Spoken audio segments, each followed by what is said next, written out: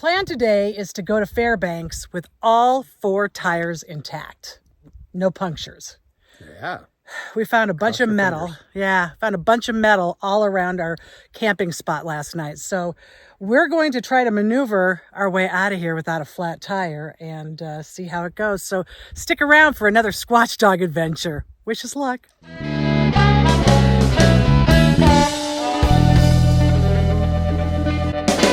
So these are all the metal pieces that Brad picked up just last night, that Brad and I picked up last night. I'm not sure what these things are. Some sort of a spike or a stake, or I have no clue, but they are everywhere. And there's nails and screws everywhere. So here we go. Here he goes. We're going to try to back this thing up. We think we've got it pretty cleaned out, and hopefully we won't have any issues.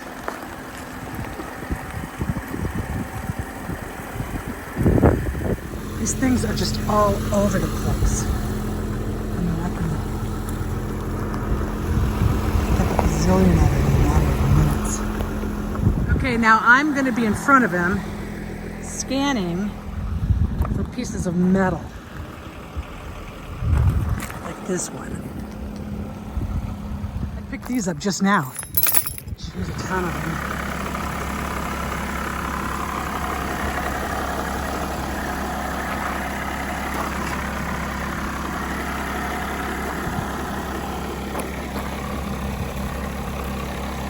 So that was quite the arduous task, walking out in front of you, picking up all that metal. I picked up a ton of metal. So we went down the wrong road.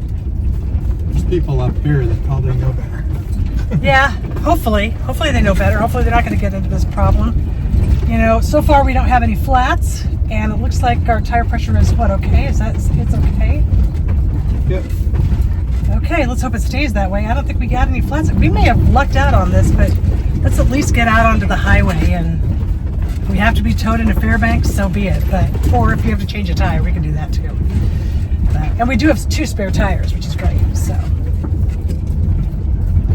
think we dodged a bullet. Hopefully a bullet didn't go into our tire.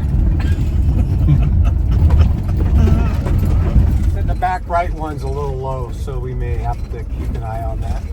We'll try to make it to Delta Junction now. Yeah.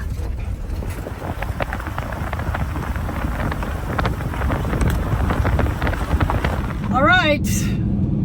Luck is on our side, Brad. Luck is on our side. Maybe we dodged the bullet. I think we did. On to Fairbanks we go. Well, that wasn't the best boondocking spot in the world. Nope. I mean, it was a little... It was a little windy, too. A lot of gnats. The weather had changed, so it wasn't as beautiful as some of the places we went at. Right. I mean, it could have been good if it wasn't for the metal and the gnats. But, yeah, metal and the gnats. Not good. The flowers along the side of the road are just gorgeous.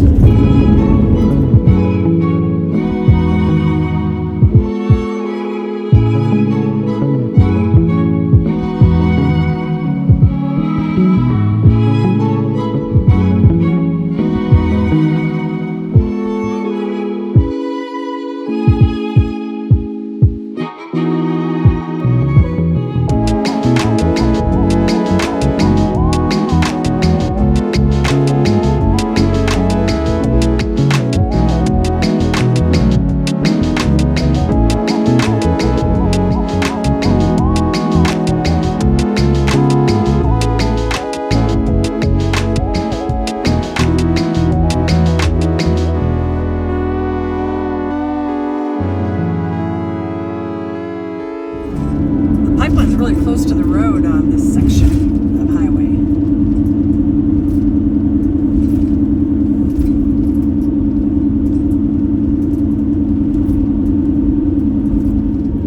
And there's the pipeline coming down a hill. This is the Alyeska pipeline. It travels 800 miles from Prudhoe Bay at the north end of Alaska all the way down to Valdez, which is where we just came from. And it goes over like 500 rivers and a number of mountain ranges. I remember when they were putting this in back in 1975, they started construction on this and had it completed in 1977. Brad will now demonstrate for us just how big the pipeline is.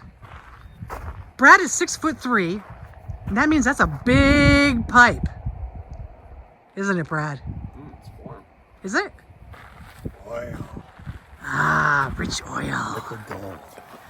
Texas tea. Oh, bummer. It says, please don't climb on the pipeline. Drats. There goes that fun.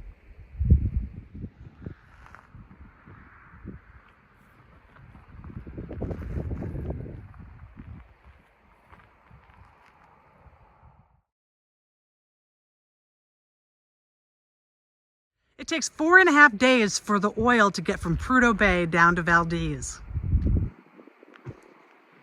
All through this pipeline. Well, here comes the rain.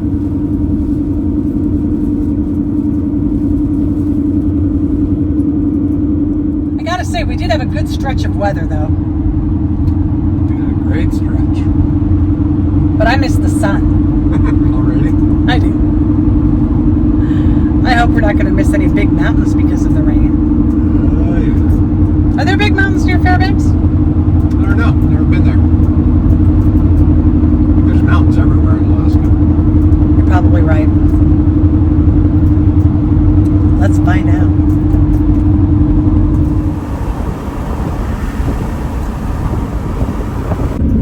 We're going by Fort Greely. There it is. This is Ryka's Roadhouse in Delta Junction, a town that used to be called McCarty. And it was a great place for weary travelers to spend the night.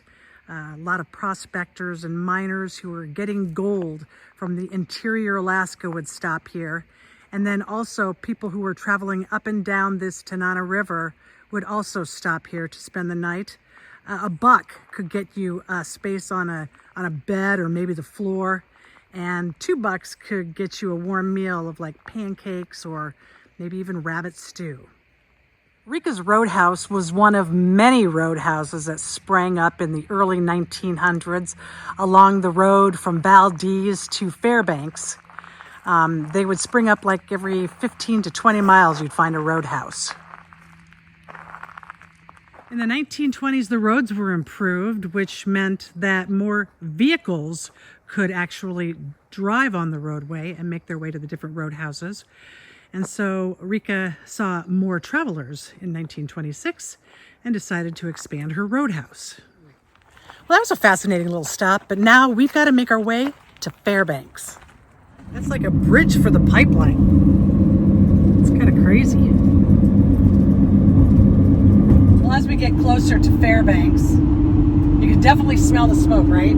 Yeah. I smell it now. It doesn't look that bad, but you can smell it.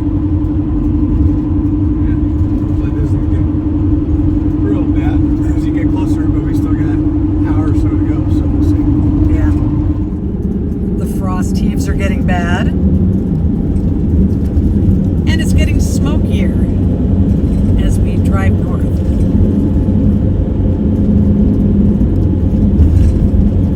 Frost heaves are real. So this is the Tanana River, which flows into the Arctic Ocean. But man, it is so smoky out. You can't even see the hills hardly on the other side. And the smoke is permeating the air. The closer we get to Fairbanks, the smokier it gets. Made it to Fairbanks. Hey. And we're parking in a parking lot outside of a park, Pioneer Park, where they have like historic stuff, and I'm not quite sure what this place is. What is this place, do you think? Pioneer Park. Got a train that goes around. They've got historic buildings in there. It is free. It's weird. It's free. I'm just kind of blown away by the fact that it's free. They'll get you. Probably. For example, I think this is supposed to be an old mine. And this is a water hose that they used at the old mines. So this steam-operated shovel was used to help build the Panama Canal, among many other things. And this is a drill that was used in the early 20th century to see if they could find gold. They would actually drill for the presence of gold deposits by testing out soil samples. Just a lot of really cool old equipment here. I'm gonna see what the Pig and Poke has to offer. They've got cute gifts and sweatshirts and t-shirts.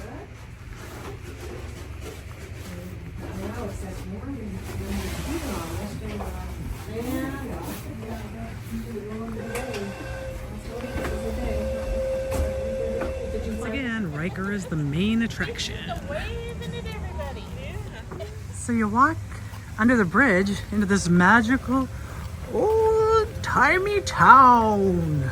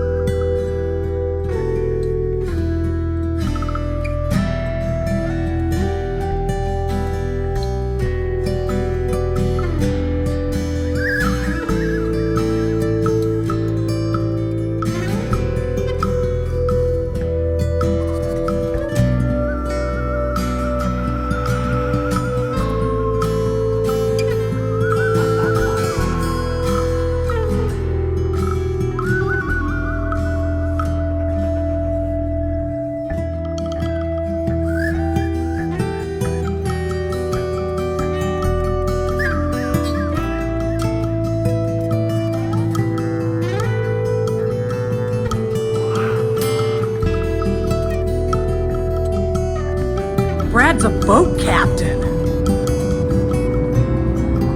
Watch out for the iceberg ahead, Brad.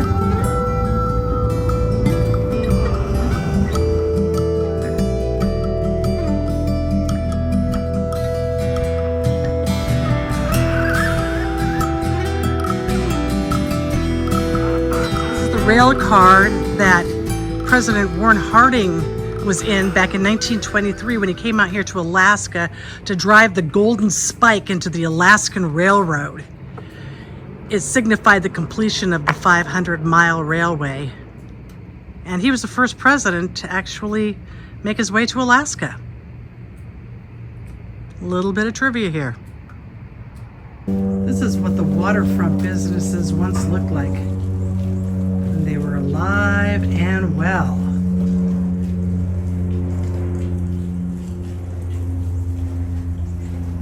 This is downtown Fairbanks. It's kind of quiet.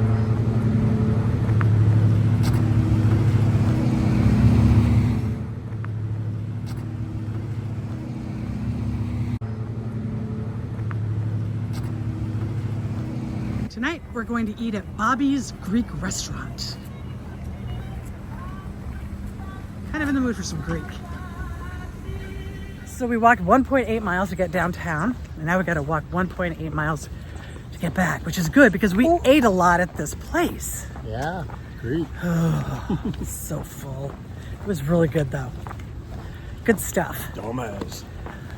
Bobby's Greek restaurant in downtown Fairbanks. Really good. 10 o'clock at night, and the sun is still high in the sky. And it's really orange because of the wildfires burning in the area. The smoke in the air. Really pretty.